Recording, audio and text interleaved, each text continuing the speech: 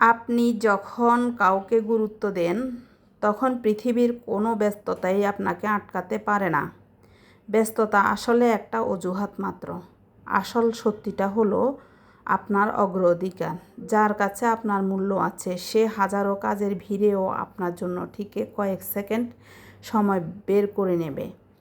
আমরা সবাই ব্যস্ত, সবারই জীবনে হাজারটা দায়িত্ব আছে, কিন্তু এই ব্যস্ততার দোহাই দিয়ে কাউকে ঘন্টার পর ঘন্টা অপেক্ষায় রাখা বা অবহেলা করা মানেই হলো তার আবেগকে অপমান করা। কেউ আপনার একটা বার্তার অপেক্ষায় থাকে, তখন তাকে উত্তর না দেওয়া মানে আপনি পরোক্ষভাবে তাকে বুঝিয়ে দিচ্ছেন যে আপনার জীবনে তার কোনো গুরুত্ব নেই। সম্মান মানে শুধু মুখে বড় বড় কথা নয়, সম্মান মানেই হলো ব্যস্ততার মাঝেও কারো অস্তিত্বকে স্বীকার করা। আসলে কেউ খুব বেশি ব্যস্ত নয়, পৃথিবীটা চলে যার যার গুরুত্বের উপর ভিত্তি করে।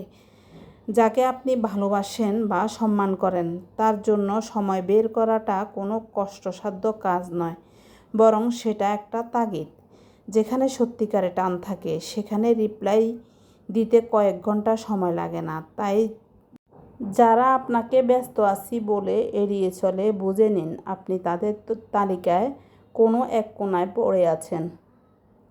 তো ভিউয়ার্স, আমার এই ভিডিওটি যদি আপনাদের কাছে ভালো লেগে থাকে অবশ্যই লাইক, কমেন্ট, শেয়ার দিয়ে পাশে থাকবেন।